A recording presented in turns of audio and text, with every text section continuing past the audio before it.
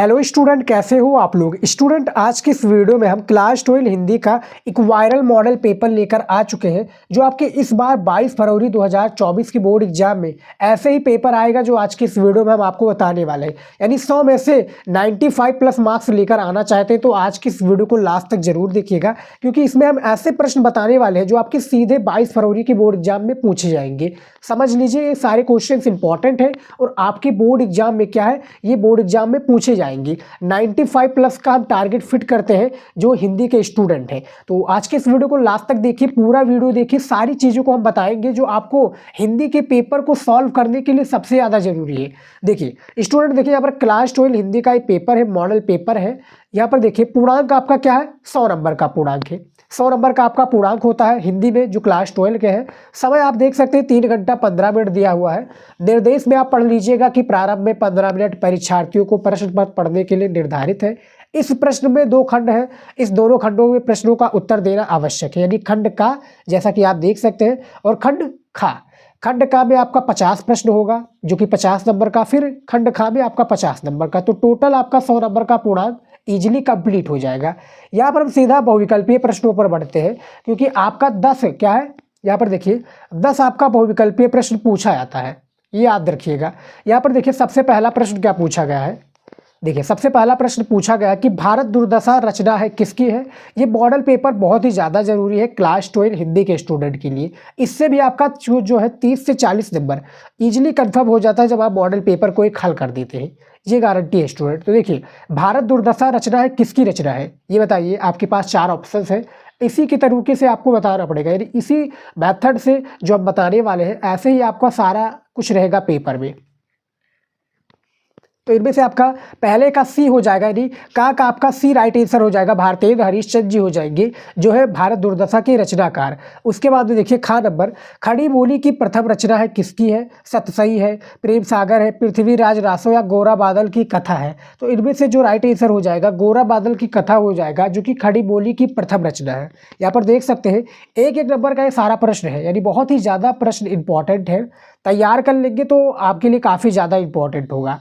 उसके बाद में देखिए गा नंबर, यहाँ पर देखिए मथुरा के पुरातत्व संग्रहालय के अध्यक्ष पद पर कार्य करने वाले निबंधकार थे, कौन थे। कन्हैयालाल मिश्र प्रभाकर जी, हजारी प्रसाद द्विवेदी, सरदार पूर्ण सिंह, वासुदेव शरण अग्रवाल। तो कौन थे स्टूडेंट, ये आपको बताना है। तो यहाँ पर देखिए इसका जो राइट आंसर हो जाएगा क्या हो जाएगा, इनमें से आपका डी हो जाएगा, वासुदेव शरण अग्रवाल जी हो जाएंगे इसके विकल्प के बिल्कुल करेक्ट आंसर। उसके बाद देखिए घ नंबर, तपोभूमि रचना किस विधा की है, कहानी की है, उपन्यास की है, या और दिया हुआ मैं आपको दिखा दूं, या नाटक की है, या देखिए या नाटक की है या निबंध की है। तो इनमें से जो उपन्यास हो जाएगा, यानी इसका राइट आंसर जो कि घ नंबर का आपका बिल्कुल बिल्कुल करेक्ट आंसर हो जाएगा, उपन्यास हो जाएगा बिल्कुल राइट आंसर। उसके बाद में देखिए अड़ा नंबर, देखिए जो गद्य से रिलेटेड रहता है ये आपका 5 प्रश्न होता है, याद रखिएगा। गद्य से जो पूछा जाएगा ये आपके 5 प्रश्न पूछे जाएंगे बोर्ड एग्जाम में। फिर पद्य से भी आपका 5 प्रश्न पूछा जाएगा। तो यहाँ पर देखिए अड़ा में जो पूछा गया कि वसुधा साहित्यिक पत्रिका के संपादक थे हरिशंकर परसाई है, रामवृक्ष बेनीपुर आगे जी है, या राय कृष्णदास जी है, कौन है। तो इनमें से जो आपका करेक्ट आंसर हो जाएगा हरिशंकर परसाई जी हो जाएंगे इसके राइट आंसर। यानी आपका एक एक नंबर बहुत ही ज़्यादा इंपॉर्टेंट है, तैयार कर लीजिए। देखिए 5 प्रश्न हमने स्टूडेंट कंप्लीट कर दिया है जो कि साहित्यिक हिंदी का है। अब हमारा आ चुका है प्रश्नोत्तर नंबर 2, जो कि इसमें भी 5 प्रश्न होगा, तो टोटल 10 नंबर जो है कंप्लीट हो जाएगा इजीली, समझ लीजिएगा। तो देखिए प्रश्नोत्तर दूसरे में क्या है, रीतकाल का दूसरा नाम क्या है, श्रृंगार काल है, भक्ति काल है, व्याकरण काल है, या काव्य शास्त्र है। तो जो रीतकाल का दूसरा नाम है सभी को पता है, इनमें से आपका श्रृंगार काल हो जाएगा बिल्कुल राइट आंसर। ये यानी आपका जो है दूसरे का ए विकल्प सही है। खा नंबर देखिए, समकालीन कविता के प्रमुख कवि है, कौन है। समकालीन कवि के जो प्रमुख कवि है ये कौन है, ये बताना है आपको। तो इनमें से मुक्तिबोध हो जाएंगे बिल्कुल करेक्ट आंसर। एक एक नंबर के लिए बहुत ही ज़्यादा इंपॉर्टेंट है, एक एक नंबर बहुत ही ज़्यादा इंपॉर्टेंट इसलिए स्टूडेंट, जैसा कि मैं आपको हर एक वीडियो में बताता हूँ कि एक नंबर आपका टर्निंग पॉइंट हो सकता है बोर्ड एग्जाम में। तो एक नंबर आपको लाना बहुत ही ज़्यादा जरूरी है, एक नंबर आपको छोड़ना बिल्कुल भी नहीं है, सारे क्वेश्चंस को करना अनिवार्य है। उसके बाद देखिए गा नंबर, छायावादी युग के कवि है, कौन है। नरेंद्र शर्मा है, भवानी प्रसाद मिश्र है, सूर्यकांत त्रिपाठी निराला, या गिरजा कुमार माथुर जी है। तो इनमें से जो आपका विकल्प सही हो जाएगा वो सी हो जाएगा, याद रखिएगा, सूर्यकांत त्रिपाठी निराला हो जाएगा जो कि छायावादी युग के कवि है।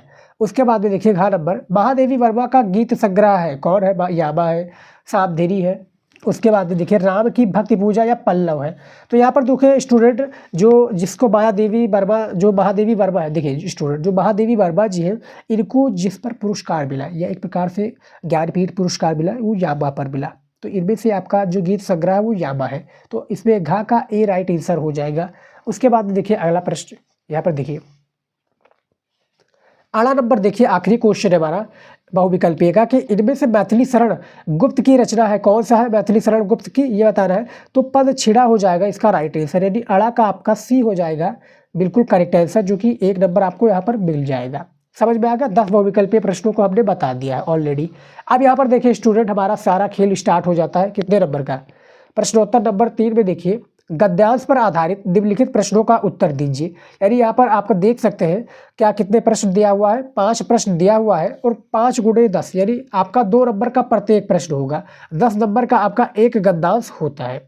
इसमें अथवा भी लगे हैं, जैसा कि मैं आपको दिखा दूं, ये ऊपर वाला आप करना चाहे ये कर सकते हैं, नहीं तो आपको ऊपर वाला नहीं पता है तब आप अथवा लगाकर आप नीचे वाला ये वाला भी कर सकते हैं। समझ में आ गया स्टूडेंट? तो ऊपर वाला जैसा कि मुझे आता है, यानी यहाँ पर मैं प्रश्नों को बताऊंगा, फिर उसके बाद में सारी चीज़ों को बताऊंगा। देखिए सबसे पहला है, उपयुक्त गद्यांश के पाठ और शीर्षक का नाम लिखिए। तो इसको हमने पढ़ा पूरा कंप्लीट, मुझे पता है कि ये चैप्टर से लिया गया है। इसका जो चैप्टर का नाम है, क्या नाम है? राष्ट्र का स्वरूप नाम है। इसके जो कवि है, सॉरी इसके जो लेखक है स्टूडेंट, क्योंकि लेखक है गद्यांश है, तो इसके जो लेखक है वासुदेव शरण अग्रवाल जी है। तो हमें पता है स्टूडेंट, तो यहाँ पर हमें 2 नंबर ईजिली मिल जाएगा, क्योंकि हमें संदर्भ लिख देना है। यहाँ पर संदर्भ लिख देंगे, हमें 2 नंबर इजीली मिल जाएगा।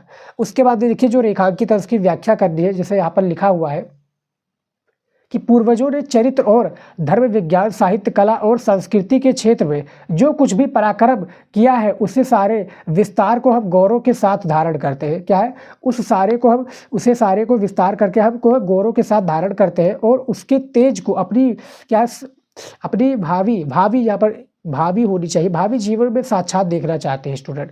समझ में आ गया? तो यहाँ पर देख सकते हैं सारे क्वेश्चंस को हमने यहाँ पर बता दिया है, जो कि दोनों प्रश्न था, इसका हमें व्याख्या करना है, जो लाइनें खींची है। बाकी के जो 3 प्रश्न है स्टूडेंट, इसका आंसर आपको इसी में मिल जाएगा, ढूंढेंगे प्यार से। देखिए राष्ट्र संवर्धन का प्रकार स्पष्ट कीजिए, अतीत वर्तमान के लिए भार रूप रही है, क्या सह लेखक किस राष्ट्र का स्वागत करना चाहता है, इसके बारे में बताना है। तो ये 5 प्रश्न का आंसर देंगे, आपको 2-2 नंबर एक प्रश्न पर दे दिया जाएगा। ये हो गया। अब जैसा अब मान लीजिए कि आपको ऊपर वाला नहीं पता है स्टूडेंट, आपको चैप्टर का नाम नहीं पता, आपको एक गद्यांश हल करना नहीं आता, तब आप क्या करेंगे? तब आप अथवा लगा दीजिए, तब आप इस पर आ जाइए। क्या है? जो कि चैप्टर का नाम है हम और हमारा आदर्श, और इसके जो लेखक है डॉक्टर APJ अब्दुल कलाम जी है। तो जो कुछ भी हम इस संसार में क्या है देखते हैं, वो ऊर्जा का ही स्वरूप है। जैसा कि महेश अरविंद ने कहा कि हम भी ऊर्जा का ही एक अंश है। इसलिए जब हमने ये ज्ञान क्या है जान लिया कि आत्मा और पदार्थ दोनों ही अस्तित्व का हिस्सा है, वो एक दूसरों से पूरा क्या है तदा भाई रखे हुए हैं, हमें ये एहसास भी होगा कि भौतिक पदार्थों की इच्छा रखना किसी भी दृष्टिकोण से शर्मनाक या गैर आध्यात्मिक बात नहीं है। तो ये पूरा हमने गद्यांश पढ़ा, हमने पता चल गया कि भैया राष्ट्र क्या जो हम और हमारा आदर्श चैप्टर से लिया गया है। इसके जो लेखक है डॉक्टर APJ अब्दुल कलाम जी है। अब यहाँ पर 5 प्रश्न होगा, जैसा कि देख सकते हैं 3 प्रश्न है, 2 प्रश्न यहाँ पर आपका है। सेम जो 2 प्रश्न होता है कंपलसरी होता है, हमने काफ़ी बार बताया अपने वीडियोज में। और हिंदी का यदि आपने नहीं वीडियो देखा स्टूडेंट की 22 फरवरी को हिंदी की कॉपी कैसे लिखे, टॉपर कॉपी कैसे लिखता है, हमने आज की इस वीडियो में बताया हुआ है। यानी एक वीडियो हमारा ऑलरेडी अपलोड है, हमने अभी कल ही अपलोड किया है, नहीं देखा है तो जाकर देख लीजिएगा। हमने A to Z पूरा कॉपी लाइव लिखकर आपको बताया है कि ऐसे ही बोर्ड एग्जाम में जाकर छाप देना कॉपी, आपको पूरा नंबर दे दिया जाएगा।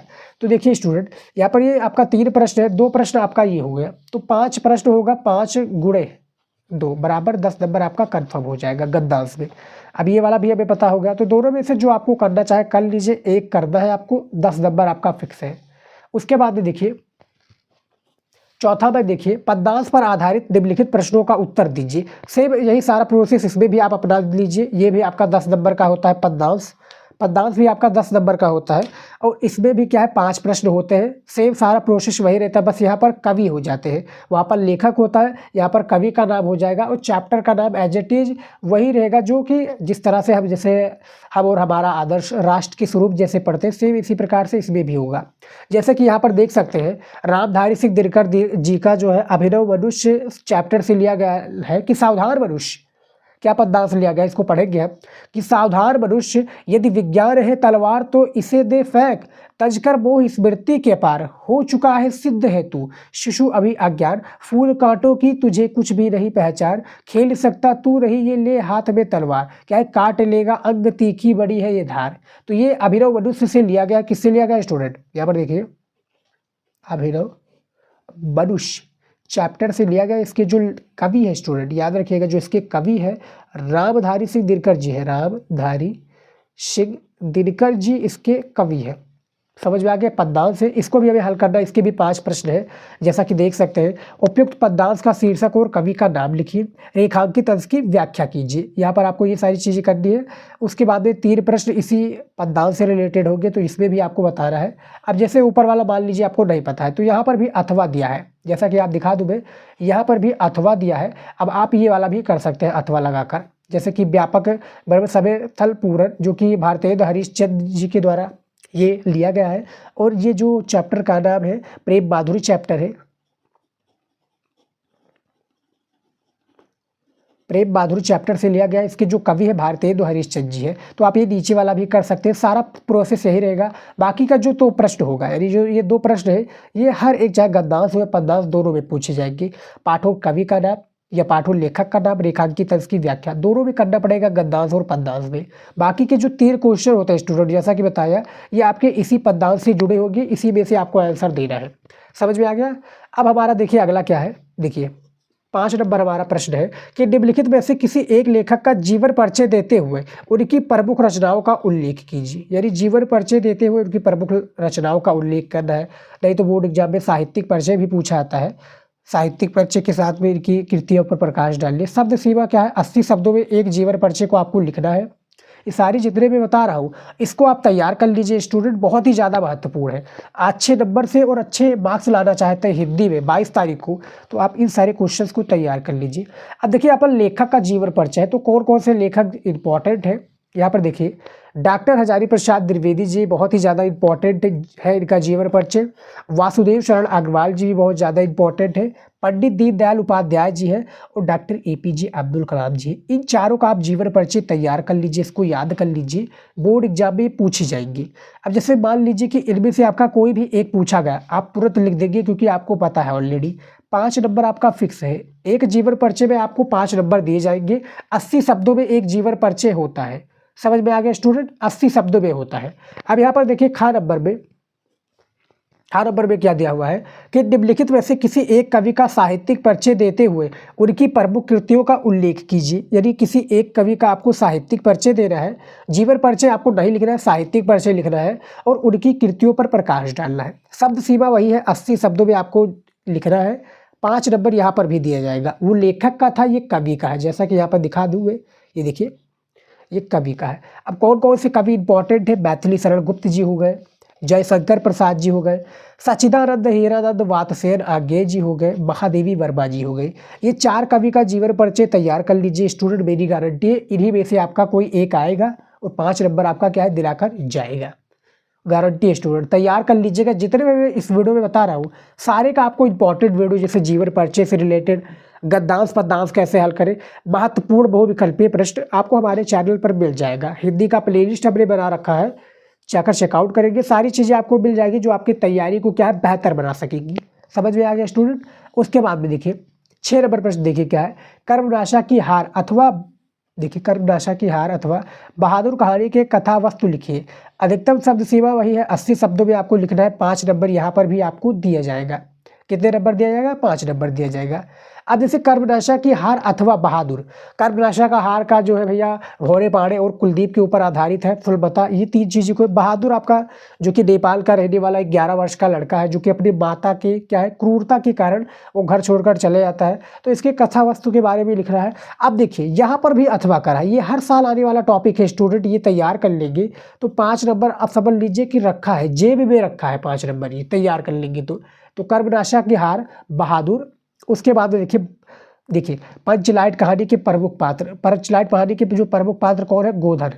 तो यहाँ पर 3 आपको ऑप्शंस मिल जाते हैं, जैसे कर्मनाशा की हार कीजिए या बहादुर कीजिए या पंचलाइट का कहानी कीजिए। बिल्ला आपको 5 नंबर फिक्स है, ये हर साल आता है टॉपिक, समझ में आ गया। उसके बाद देखिए प्रश्नोत्तर 7 नंबर देखिए क्या है, स्वपठित खंड काव्य के आधार पर किसी एक खंड के प्रश्न का उत्तर दीजिए। अधिकतम शब्द सीमा कितना होना चाहिए, 80 शब्दों में आपको एक खंड का क्या है, एक खंड के प्रश्न का उत्तर आपको देना है। 80 शब्दों में यहाँ पर भी आपको दे रहे हैं, जैसे लेखक का जीवन परिचय, कवि का जीवन परिचय, कहानी हो गया, सेम उसी प्रकार से खंड काव्य है। 80 शब्दों में सारे को देना है। जितने में पूछा गया है उतने में ही आंसर दीजिए, क्योंकि आपके अभी और भी दिग्गज क्वेश्चन पड़े हैं। अभी तो आपने 50 नंबर भी कंप्लीट नहीं किया है। तो देखिए स्वपठित खंड काव्य के आधार पर दे रहा है। जैसे कि हमारे यहाँ पर स्टूडेंट में बता दूं आपको, हमारे यहाँ पर त्यागपति चलता है। आपके डिस्ट्रिक्ट के जो भी डिस्ट्रिक्ट में होंगे, आपके डिस्ट्रिक्ट में जो चलता होगा वो बताइएगा। यहाँ पर हमारे यहाँ पर त्यागपति खंड काव्य की घटना पर बताना है। जैसे त्यागपति जो खंड काव्य के हर्षवर्धन और राजश्री के बारे में बताना है, तो हमारे यहाँ पर त्यागपति चलता है। जैसे त्यागपति खंड काव्य के नायक है हर्षवर्धन, तो इनके बारे में हमें चरित्र चित्रण करना है। इसका हमने ऑलरेडी वीडियो बना रखा है। अब यहाँ पर देखिए मैं आपको बता दूं, स्वपठित खंड काव्य के बारे में बताना। मुक्ति यज्ञ हो गया, किसके बारे में, गांधी जी के बारे में। सत्य की जीत हो गया आपका। उसके बाद में रश्मिरथी कर्ण और श्री कृष्ण के बारे में हो गया। उसके बाद यहाँ पर आलोकगीत खंड काव्य। ये सारी चीज़ें खंड काव्य अलग अलग डिस्ट्रिक्ट के होते हैं। जो भी उत्तर प्रदेश में है यानी यूपी के स्टूडेंट हैं और वहाँ पर जो भी खंड काव्य पूछा गया है, तो आप खंड काव्य में देखेंगे हमारे जो डिस्ट्रिक्ट में होता है, अलग अलग डिस्ट्रिक्ट का होता है। त्यागपति के भी काफ़ी स्टूडेंट होंगे हमारे चैनल पर, रश्मिरथी के भी होते हैं, श्रवण कुमार के खंड काव्य के काफ़ी बच्चे होंगे हमारे चैनल पर। देखिए स्टूडेंट, अब यहाँ तक जो हमारा पूरा 50 नंबर कंप्लीट कर दिया हमने, यानी अभी तक हमने 50 नंबर को टोटली कंप्लीट कर दिया है। यहाँ तक जब हम सारी चीज़ों को कर देंगे तो हमारा 50 नंबर जो है कंप्लीट हो जाएगा। अब देखिए हमारा खंड खा आ चुका है, यानी यहाँ से हमारा सिलसिला स्टार्ट हो जाएगा, जो कि हिंदी व्याकरण के 50 नंबर पाने का। समझ में आ गया स्टूडेंट। तो यहाँ पर देखिए प्रश्न नंबर 8 में क्या पूछा गया है, का है कि निम्नलिखित संस्कृत गद्यांशों में से किसी एक का क्या है, किसी एक का संदर्भ हिंदी में अनुवाद कीजिए। यहाँ पर आपको 7 नंबर दिए जाएंगे। 2 नंबर आपको संदर्भ के लिए दिए जाएंगे। यहाँ पर देखिए 2 नंबर संदर्भ के लिए, और हिंदी में अनुवाद करने के लिए कितना नंबर दिया जाएगा आपको, 7 नंबर हिंदी में, 5 नंबर आपको हिंदी में अनुवाद करने के लिए दिया जाएगा। टोटल जो आपका 7 नंबर का आपका ये संस्कृत का गद्यांश है। यहाँ पर आपका 2 ही प्रश्न है, एक आपका हिंदी में अनुवाद के लिए, एक आपका संदर्भ के लिए। संदर्भ के लिए 2 नंबर, हिंदी में अनुवाद करने के लिए, यानी ये जो लिया गया है किस चैप्टर से लिया गया है स्टूडेंट, ये लिया गया है पंडित मदन मोहन मालवीय जी के चैप्टर से लिया गया है। इसका हमने जो एक वीडियो बना रखा है कि कैसे आपको संस्कृत का गद्यांश और पद्यांश को हल करना है। अब यहाँ पर भी अथवा लगा है या करके पूछा जाएगा, ये अथवा या दोनों एक ही है। अब ये ऊपर वाला आप नहीं पता है, आपको इसका हिंदी में अनुवाद नहीं आता, संदर्भ लिखना नहीं आता, तब आप ये नीचे वाला कर लीजिएगा। नीचे वाले का आप पूरा बता दीजिए, जो कि नीचे वाला लिखा गया है महर्षि दयानंद से लिया गया है। किससे लिया गया है स्टूडेंट, महर्षि जो है दयानंद जी से लिया गया, ये चैप्टर से लिया गया है आपका संस्कृत का गद्यांश। तो दोनों में से कोई एक करना है। 7 नंबर आपका फिक्स है, जैसा कि हिंदी का गद्य और पद्य आप पता होगा, गद्यांश और पद्यांश सेम यहाँ पर भी है। बस फर्क इतना है, वहाँ पर 5 प्रश्न होते हैं, यहाँ पर 2 प्रश्न है, यहाँ पर आपको 7 नंबर दिया जाएगा। ये इसका जो संस्कृत में, इसका आपको हिंदी में अनुवाद करना है। समझ में आ गया स्टूडेंट, हमने बता दिया, यहीं पर सारा प्रोसेस होता है। अब देखिए खा नंबर क्या है। देखिए निम्नलिखित संस्कृत पद्यांश में से, पद्यांश कह लीजिएगा, श्लोक ही भी होता है, याद रखिएगा संस्कृत का ही श्लोक भी कहलाता है। काफ़ी स्टूडेंट कंफ्यूज हो जाते हैं कि सर पद्यांश और श्लोक अलग अलग है, बेटा एक ही है। समझ में आ गया। तो देखिए निम्नलिखित संस्कृत पद्यांशों में से किसी एक का संदर्भ हिंदी में अनुवाद करना है, यदि सारा प्रोसेस है इसी में भी अपना लीजिए आप। यहाँ पर छोटा आपका दिया होगा, क्या है, छोटा सा दिया जाएगा, मैं आपको दिखा दूँ, ये देखिए छोटा सा दिया जाता है इसमें आपका श्लोक। अब इसी जैसे अब ये कौन सा चैप्टर से लिया गया, अभी संदर्भ लिख रहा है कि प्रस्तुत श्लोक हमारे इस चैप्टर से लिया गया है। तो ये जो चैप्टर का नाम है, चैप्टर का नाम क्या है भैया, निपृत दिलीप। ये दिखती है, मैं लिख दूँ आपको, इस चैप्टर से लिया गया है, ये जो आपका श्लोक है। उसके बाद में अथवा लगा, जैसे ऊपर वाला आपको श्लोक नहीं आता तब आप ये नीचे वाला कर लेंगे, जो कि सुभाषित रत्नांक चैप्टर से लिया गया है। देखिए स्टूडेंट, यदि आप अच्छी मार्क्स लाना चाहते हैं और आपको क्या है ज़्यादा नहीं याद करना है, तो सुभाषित रत्नांक के जितने भी आपके श्लोक हैं याद कर लीजिए, या एक आएगा इसी तरीके से, और बोर्ड एग्जाम में क्या आपको 7 नंबर दिलाकर जाएगा। तैयार कर लीजिएगा, आपका इस चैप्टर का कंप्लीट हो जाएगा। अथवा लगकर लगा है, दोनों में से किसी एक को करना है, 7 नंबर बिल्कुल फिक्स है। उसके बाद में देखिए 9 नंबर, निम्नलिखित में से किसी 2 प्रश्नों के उत्तर संस्कृत में लिखिए। यानी किन्हीं 2 प्रश्नों का उत्तर आपको क्या लिखना है, संस्कृत में लिखना है।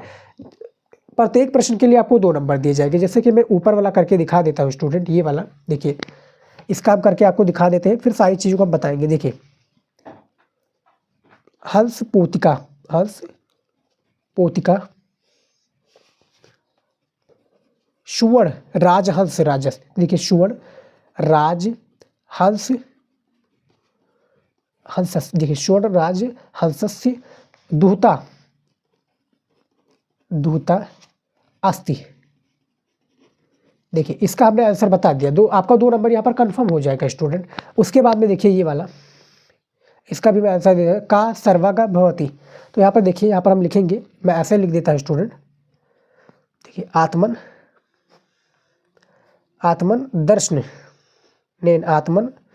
दर्शनेन नर, यहाँ पर दिखा दूँ मैं, आत्मन दर्शनेन नर सर्वज्ञ भवति।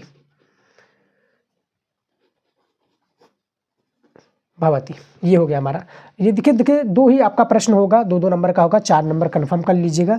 जो आपका हमने चैप्टर का नाम बताई, संस्कृत के चैप्टर से ही लिया जाएगा। हिंदी व्याकरण का है सारा सिलसिला, तो यहीं से आपका क्वेश्चन पूछा जाएगा।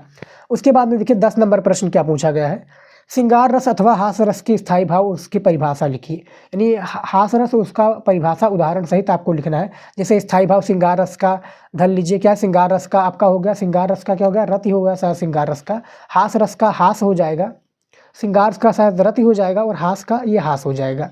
इसका आपको परिभाषा उदाहरण सहित देना है। 2 नंबर का आपका होगा रस छंद अलंकार, ये आपका अलंकार भी 2 नंबर का। यमक अथवा रूपक अलंकार का आपको परिभाषा उदाहरण लिखना है। सोरठा अथवा रोला छंद का आपको मात्रा लगाकर बताना है। तो इसका भी हमने एक डेडिकेटेड वीडियो बनाया हुआ है, जिसमें हमने तीनों टॉपिक को एक ही वीडियो में कवर किया है। यानी 6 नंबर आपका कहीं जाएगा नहीं, ये हर साल पूछा जाता है। उसके बाद में देखिए प्रश्नोत्तर नंबर 11 में, कि निम्नलिखित में से किसी एक विषय पर अपनी भाषा शैली में निबंध लिखिए। यानी अपनी भाषा शैली में, अपनी भाषा पर आपको निबंध लिखना है। 9 नंबर का आपका ये निबंध होता है, मैं दिखा दूं, ये 9 नंबर का होता है। इन्हीं में से किसी एक का आपको निबंध लिखना है। जैसे कि सबसे पहला दिया हुआ है, मेरे प्रिय कवि जयशंकर प्रसाद, या तुलसीदास, या मैथिली शरण गुप्त, ये तीनों हो सकते हैं। उसके बाद में दूसरा है, भारत में भ्रष्टाचार की समस्या एवं समाधान, पर्यावरण प्रदूषण की समस्या या समाधान, आतंकवाद कारण और निवारण, देशाटन से लाभ, और जनसंख्या वृद्धि के कारण या निवारण। तो ये 6 निबंध है, इनमें से किसी एक को करना है। 4 आपको 6 को तैयार कर लेना है, यानी इसके 6 के तैयार कर लेना है। एक ना एक आपका आएगा, 9 नंबर दिलाकर जाएगा। समझ में आ गया स्टूडेंट, तैयार कर लीजिएगा। मैं जितने भी कॉन्सेप्ट को बता रहा हूँ, ये सारे टॉपिक इंपॉर्टेंट है, सारे क्वेश्चन इंपॉर्टेंट है। जितने भी बताऊंगा 100% मैं गारंटी लेता हूँ कि वो आएगा। तैयार कर लेंगे पूरे को, तो एक ना एक आएगा, 9 नंबर आपको दिलाकर जाएगा। उसके बाद देखिए 12 नंबर प्रश्न, प्रेजिते का संध विच्छेद है। तो प्रेजिते का सही संध विच्छेद क्या हो जाएगा, देखिए इनमें से आपका बी हो जाएगा, प्रेधन एजते हो जाएगा सही संध विच्छेद। 3 प्रश्न होता है संध विच्छेद का। समझ में आ गया स्टूडेंट। उसके बाद देखिए यहाँ पर देखिए दूसरा आपका संध विच्छेद क्या पूछा गया है, ये देखिए भावनम का संध विच्छेद क्या हो जाएगा, तो इनमें से आपका भोधन अलग हो जाएगा, इसका सही संध विच्छेद। देखिए उसके बाद में देखिए तीसरा क्या है, सज्जन का संध विच्छेद क्या हो जाएगा, तो सत प्लस जन हो जाएगा, ऐसा सी हो जाएगा इसका राइट आंसर। एक एक नंबर का ऑब्जेक्टिव के फॉर्म में पूछा जाता है, तो हमने महत्वपूर्ण संध विच्छेद पर भी वीडियो बनाया हुआ है। चैनल पर आपको सभी वीडियोज मिल जाएगा, जो आपको 100 में से क्या है 99 नंबर तो लाने में हेल्प जरूर करेगा। आप ठान लो तो 99 नंबर बड़ा नहीं है। काफ़ी स्टूडेंट सोचते हैं जो टॉपर होता है, स्टेट का टॉपर, वो ऐसे ही नंबर लाता है, कुछ अलग नहीं करता। वो अलग क्या करता है, बस तरीका होता है कॉपी लिखने का, पढ़ने का, और जो क्वेश्चंस उसको बताते हैं वो तैयार कर लेता है। सारे क्वेश्चंस को सीरियस लेता है, किसी सब्जेक्ट को हल्के में नहीं लेता है। खा नंबर में देखिए हमारा समास आ चुका है। पीताम्बरम में समास क्या है, तो पीताम्बरम में जो समास है स्टूडेंट, वो आपका कर्मधारण समास हो जाएगा। पीताम्बरम में। कुपुत्र में समास क्या हो जाएगा, कुपुत्र में आपका कर्मधारण समास हो जाएगा। एक एक नंबर यहाँ पर आपका 2 नंबर होता है समास में, ये भी कन्फर्म कर दिया। उसके बाद में देखिए 13 नंबर में, देखिए 13 का कहा है कि भूत शब्द में प्रत्यय क्या है, तो इनमें से जो प्रत्यय आपका हो जाएगा कत हो जाएगा भूत शब्द का प्रत्यय, ये भी हो गया हमारा। उसके बाद में और भी मैं दिखा दूँ आपको, ये देखिए मतिमान शब्द में प्रत्यय क्या होगा, अनियर होगा, मतुप होगा, कत्वा होगा या तो होगा, तो इनमें से आपका बी हो जाएगा। मतिमान शब्द में मतुप हो जाएगा जो कि प्रत्यय कहलाएगा। 2 प्रत्यय, 2 समास और 3 छंद विच्छेद, ये बता दिया। खा नंबर में हमारा रेखांकित पदों में से किसी एक पद पर विभक्ति तथा संबंधित नियम लिखने। क्या संबंधित आपको नियम लिखना है, नियम यानी उसका सूत्र लिखना है और उसका विभक्ति लिखना है। 2 नंबर का होता है, किसी एक पर करना है। तो जैसा कि मैं इस पर करके आपको बता देता हूँ पहले, तो इसका देखिए सबसे पहले इसका वो लिख देते हैं हिंदी मीनिंग। गांव के सब, देखिए गांव के सब और उपवन है, उपवन, गांव के सब और उपवन है। अब इसका देखिए जो विभक्ति है ये द्वितीय विभक्ति है। क्या है, द्वितीय विभक्ति है, ये द्वितीय विभक्ति है स्टूडेंट। इसका जो सूत्र है, अब ऐसे ही एज इट इज याद कर लीजिए, क्या सूत्र है, अभिता परिता समया निक्सा हा प्रतियोगी, इसका ये सूत्र है, नियम इसको कह सकते हैं आप। क्या है, अभिता परिता समया निक्सा हा प्रतियोगी। समझ में आ गया स्टूडेंट, 2 नंबर आपको ऐसा इजीली मिल जाएगा, बस आपको सारी चीज़ों को याद करना पड़ेगा। अब देखिए स्टूडेंट 14 नंबर आ चुका है हमारे 2024 के न्यू सिलेबस के हिसाब से। काफ़ी कुछ बदलाव हुए जो साहित्यिक हिंदी के स्टूडेंट याद रखिएगा, जो साहित्यिक हिंदी के स्टूडेंट है उनमें काफ़ी बदलाव हुए हैं। पहले क्या है, इसमें प्रार्थना पत्र नहीं होता था, लेकिन अब हमारा आ चुका है। तो 14 नंबर में है कि किसी इंटरमीडिएट कॉलेज की प्रधानाचार्य प्रबंधक महोदय को लिपिक पद पर नियुक्ति हेतु प्रार्थना पत्र लिखिए। 8 नंबर का एक प्रार्थना पत्र होता है। सामान्य हिंदी के जो स्टूडेंट है उनके लिए 6 नंबर का होता है प्रार्थना पत्र, लेकिन जो साहित्यिक के हैं उनके लिए 8 नंबर का होता है। अथवा लगा, जैसे आपको ऊपर नहीं पता है तो आप ये वाला कर सकते हैं कि वाद विवाद प्रतियोगिता में पहली बार भाग लेने तथा पुरस्कार पाने का अनुभव बताते हुए हमारे मित्र को लगभग 80 से 100 शब्दों में पत्र लिखिए। तो इसको भी आप अपने शब्दों में लिखना है। तो यहाँ पर देख सकते हैं स्टूडेंट, जो पूरा पेपर हमने कंप्लीट कर दिया है। 14 नंबर प्रश्न तक पूरा पेपर आपका चला है, सारी चीज़ों को हमने बता दिया है, जो आपके 2024 यानी 22 फरवरी की तैयारी के लिए बहुत ही ज़्यादा इंपॉर्टेंट है। जितने भी सारी चीज़ों को हमने बता दिया, तैयार कर लेंगे तो आपके तैयारी में क्या है, 4 चांद लगा देंगे और आपका तैयारी एक प्रकार से बहुत ही स्ट्रॉन्ग हो जाएगा। हिंदी में आप जितना अच्छा मार्क्स लाना चाहते हैं वो आप ला सकते हैं। तो स्टूडेंट आज की इस वीडियो में इतना ही, मिलता है नेक्स्ट वीडियो में नए टॉपिक के साथ। जय हिंद।